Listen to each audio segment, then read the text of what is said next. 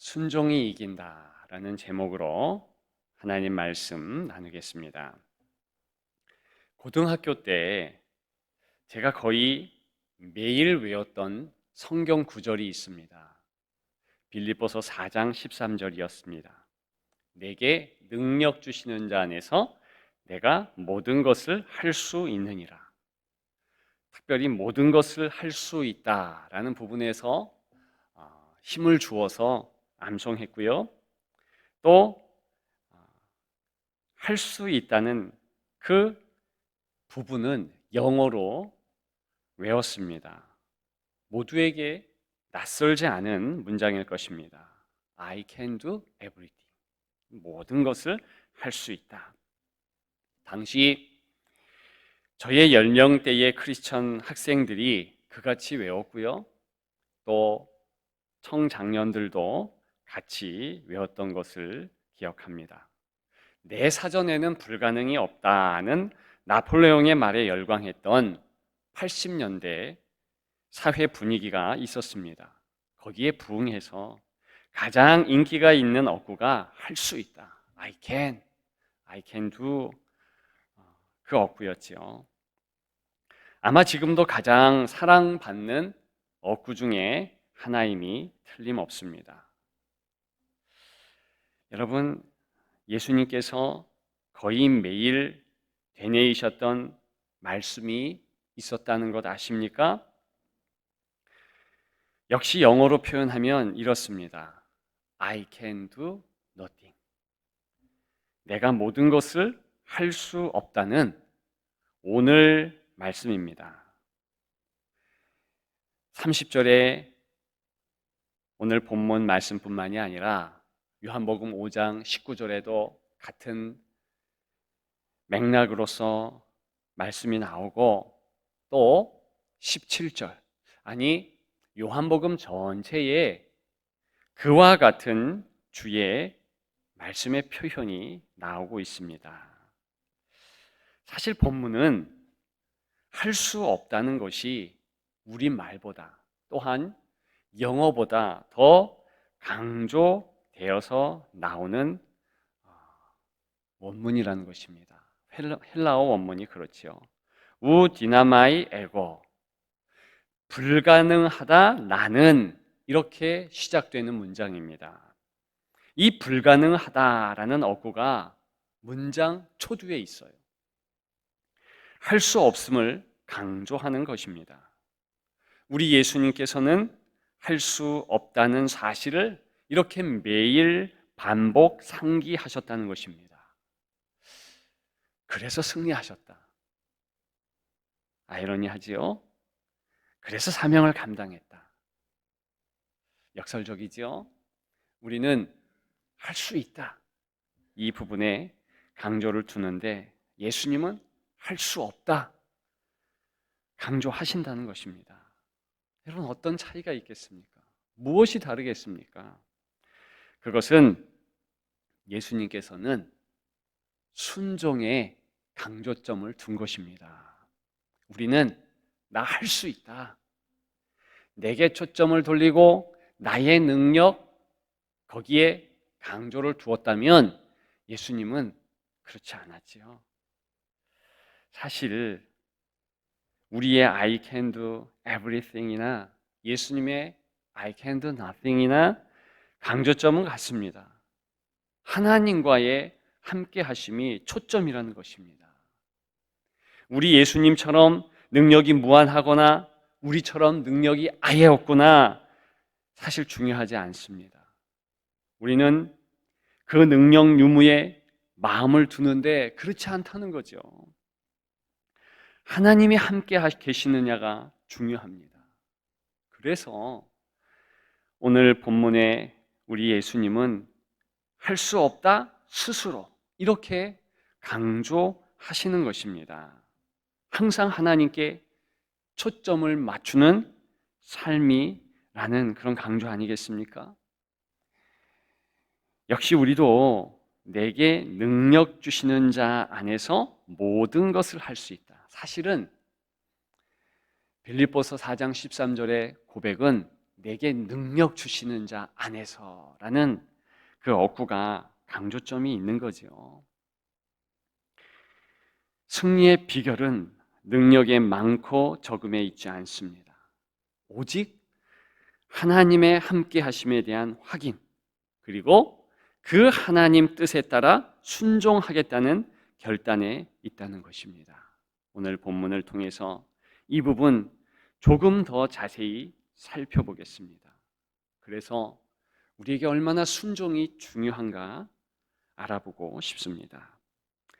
여러분, 예수님은 말씀드렸듯이 오늘 본문에서 이 순종을 위해서 스스로 행할 능력을 포기하시는 것을 볼 수 있습니다. 스스로 할 수 없다는 말입니다. 스스로 할 수 없다? 나의 뜻대로 하지 않겠다. 내 마음대로 휘둘르지 않겠다. 오늘 본문에는 그런 예수님의 의지가 담겨 있는 것입니다. 여러분, 우리 예수님은 모든 것이 가능할 능력이 있으십니다. 탁월하신 능력이시죠. 요한복음만 보더라도 바로 오늘 본문이 된 요한복음 5장에 베데스다 연못에서 38년 된 병자를 한마디로 고쳐주셨습니다. 요한복음 2장에는 물로 포도주를 만드셨으며 11장에는 죽은 나사로를 살려주실 터였습니다. 사실 요한복음 1장에 나오는 예수님의 모습, 그 모습만 봐도 사실은 끝난 이야기죠. 능력이 출중하다 다시 거론할 이유가 없습니다. 예수님은 1장에 보니 말씀이시고 그 말씀이 하나님과 함께 계셨다. 곧 그 말씀은 하나님이시라. 예수님이 하나님이시라는 것 아니겠습니까? 창조주라는 것입니다. 창조주라는 그 모습이 나타나고 있습니다. 18절, 요한복음 5장 18절에 보면 중요한 단어가 있어요.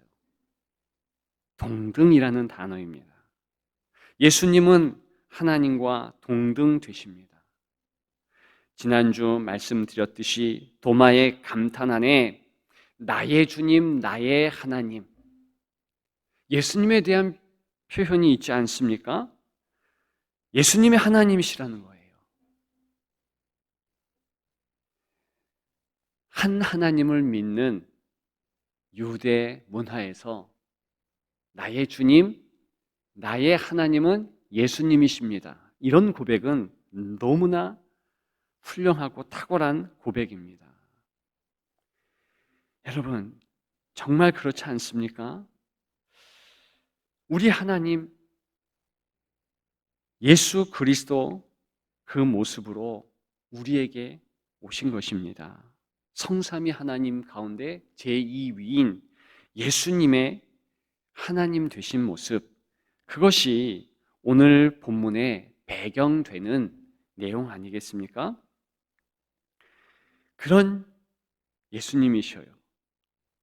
그럼에도 불구하고 오늘 본문의 말씀에 의거하면 우리 예수님은 스스로 판단하시는 것을 유보하시겠다는 것입니다. 당신 보시기에 좋은 것 하지 않겠다, 그런 의미 아니겠습니까? 이런 주님의 모습의 예가 마태복음 4장에 잘 나오고 있습니다. 예수님이 광야에서 사탄의 시험을 받으실 때였습니다. 40일 금식으로 배고프신 예수님께 사탄은 어떻게 시험했습니까? 돌로 떡 만들라 유혹했습니다. 두 번째 시험은 무엇이었습니까? 하나님의 아들이 분명한 우리 예수님께 만일 하나님의 아들이거든 성전 꼭대기에서 뛰어내리라, 그렇게 유혹했습니다. 그리고 세 번째, 마지막으로 사단은 예수님을 지극히 높은 산으로 이끌었습니다. 온 인류의 죄를 속하기 위하여서 권세가 필요한 우리 예수님에게 단 한 번만 자기에게 경배하면, 그러면 그 권세, 세상의 권세 준다 했습니다. 천하 만국과 그 영광을 다 예수님께 쉽게 내어준다 했지요. 공중권세 잡은 자 사단의 이유 있는 유혹 아닙니까? 능력 많으신 예수님께서 그 모든 능력 예수님 원하시는 대로, 당신 원하시는 대로 마음대로 발휘하라는 유혹이었습니다.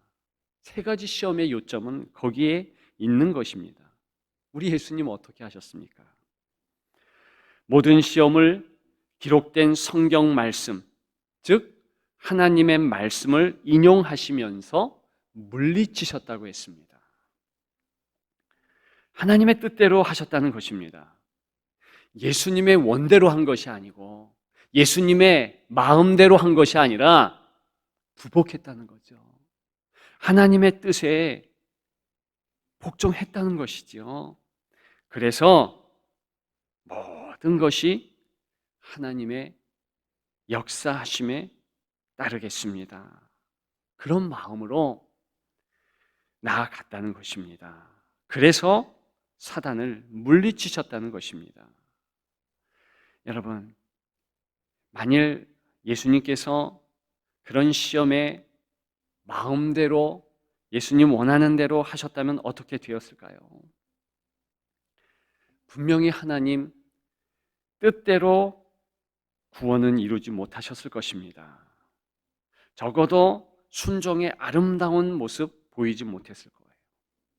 그리고 더 중요한 것은 어떻게 이 땅에서 승리하는가, 그러한 진리를 하나님 원하시는 대로 효과적으로 보이지 못하셨을 것입니다.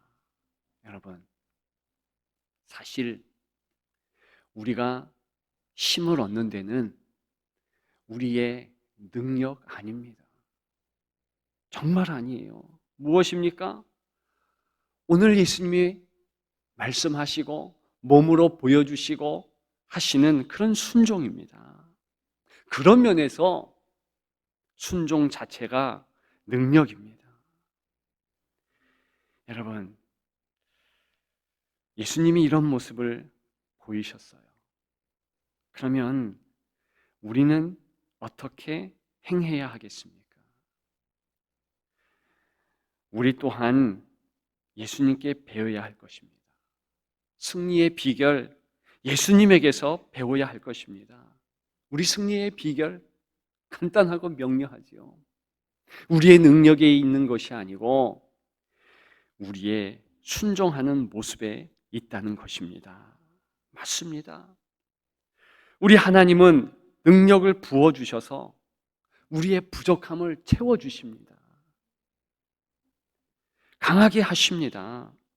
문제는 지금 내가 가지고 있는 이 나의 능력으로 순종할 수 있느냐가 문제지요. 우리가 가지고 있는 작은 능력이 혹시 교만거리, 하나님의 근심거리, 걱정거리가 되지는 않을까요? 아담을 보십시오. 그에게 무슨 능력이 있었습니까? 하나님께서 허락하신 능력이 있었어요. 에덴 동산을 관리할 능력입니다. 그리고 원하는 과일을 따서 먹을 권리도 있었습니다. 그것도 어찌 보면 능력이지요. 그런 능력들을 하나님 허락하셨습니다. 그런데 선악을 알게 하는 나무의 실과는 먹지 말라. 하나님의 뜻이 선포되었어요. 아담이 어떡합니까? 순종하지 않았습니다. 자기의 에덴 동산을 돌보는 그 능력 가지고 하나님께서 허락하셔서 돌보면서 모든 나무의 실과 열매 돌봐주고 먹어도 괜찮다. 그러나 동산 중앙에 있는 선악을 알게 하는 나무의 실과는 먹지 말라 하는 그것까지도 제어하지 못하고 자신이 원하는 대로 행했다는 것입니다. 여러분, 능력의 마음 빼앗겨서 그렇게 했다는 거예요. 자신의 능력 때문에 실패했습니다. 여러분, 그런 면에서 순종의 능력이 우리의 것이 되었으면 좋겠습니다. 여러분들도 허락된 능력의 영역이 있습니다. 무엇입니까? 마음, 말, 자신의 행동, 또 시간, 이런 것들이 능력을 발휘할 수 있는 영역들입니다. 그런 영역에서 하나님의 함께 하심이 나타나게 하십시오. 하나님이 원하는 것은 여러분, 예를 들어서 마음이 무너지지 않게 하는 것 아닙니까? 예수님은 폭풍 치는 갈릴리 바닷가에서 제자들이 그 폭풍우를 잠잠케 못한다고 나무라시지 않으셨습니다. 폭풍 치는 현실의 두려움 때문에 마음이 무너지는 것을 나무라하셨죠. 마음 빼앗기지 않는 것, 사실은 할 수 있기 때문에 그랬습니다. 저와 여러분들의 현실 가운데서 마음 빼앗기지 않는 것, 그것 행할 수 있는 능력 아니겠습니까? 그것이 하나님이 주목하시는 내 능력의 영역입니다. 여러분, 현실 때문에 마음 빼앗기지 마시고 현실 때문에 무너지지 마십시오. 망하지 않습니다. 오히려 그렇게 힘들고 어려운 현실 가운데서 마음속 가득히 하나님을 향한 감탄을 바라십시오. 웃으십시오. 감사하십시오. 여러분, 그것이 순종이라는 것입니다. 마음만 그렇습니까? 우리의 언어 생활은 어떻습니까? 말도 능력의 영역입니다. 때때로 함부로 말하고픈 충동이 있습니다. 내 뜻대로 하고픈 욕망입니다. 말 안 듣는 자녀들에게 저주의 말을 퍼붓고 싶은 그러한 때가 있지 않습니까? 다른 사람들에게 분노의 말을 쏟아붓고 싶을 때가 없지 않습니다. 그리고 그렇게 말할 충분한 이유도 있습니다. 그럴 때에 오늘 본문에 의거해서 내 뜻에 내가 원하는 그런 방법으로 매몰되는 것이 아니라 하나님의 원하는 것, 내 말 가운데서 내 말하는 그 작은 능력 가운데서도 하나님이 원하시는 것, 그것 따라야 할, 그리고 순종해야 할 의무도 분명히 있다는 것입니다. 저주의 말, 분노의 말 쏟아내지 않는 것, 그 순종의 모습, 그 자체가 능력이라는 것입니다. 여러분, 행동은 어떻습니까? 행동도 그래요. 내 마음대로 안 하는 것, 하나님의 말씀대로 따르는 것, 그것이 순종이에요. 요즘에 우리 아이들만 중독이 있는 것이 아니라 어른들, 장년들도 중독이 횡행한다 합니다. 술의 습관. 어떻게 성도도 뭐 요 정도면 괜찮겠지. 그래서 그런 작은 술 먹는 습관, 나중에는 그것 때문에 폐가 망신하는 지경까지 가게 되는 거죠. 야, 이 정도 인터넷 오락을 해도 괜찮지 않을까? 그런 성도들을 사실은 종종 봅니다. 여러분, 작은 습관이 중독이 되는 것이고 그것 때문에 무너지는 겁니다. 하나님께서 내게 허락한 내 삶의 영역에서 내 능력이 내 마음대로 발현되는 것, 바로 그 부분을 막아야 한다는 거예요. 여러분, 내가 하나님 앞에서 순종할 부분 반드시 순종하리라 말 조심하리라, 내 마음 뺏기지 않으리라, 내 행동 조심하리라, 이렇게 결단하는 것, 그 자체가 하나님이 가장 원하시는 것이고, 그것을 통해서 우리가 이 땅에서 승리할 수 있다는 것입니다. 여러분, 시간은 어떻습니까? 시간도 내 능력이 발휘되는 영역입니다. 이렇게 주일날 비록 온라인이라 예배 드린다 해도 마치 그 옛날 우리 선진들이 중요하면 의관을 정제하고 무슨 일을 했듯이 우리도 예배가 최고다, 그렇게 마음에 확신하면서 옷을 바르게 입고 그리고 머리도 깨끗하게 감고 빗으며 마음을 다해서 예배 드리는 거, 그렇게 주일 성수하는 거, 시간의 영역에서 순종으로 승리하는 모습입니다. 하나님은 그 작은 순종의 모습에 큰 은혜를 주시는 거죠. 여러분, 오늘 본문의 예수님을 보십시오. 예수님의 순종을 보면 기쁨이 넘치는 것을 알 수 있습니다. 평강이 샘솟듯 하는 것을 깨달을 수 있습니다. 본문의 예수님은 순종을 억지로 행하지 않으십니다. 기쁨으로 행하신다는 거예요. 내가 아무것도 스스로 할 수 없노라, 이런 고백, 순종의 결단이 할 수 없어서 그렇게 행한 것입니까? 아니에요. 같은 요한복음 15장 11절에 보니까 예수님께서 제자들에게 이런 말씀을 하셨어요.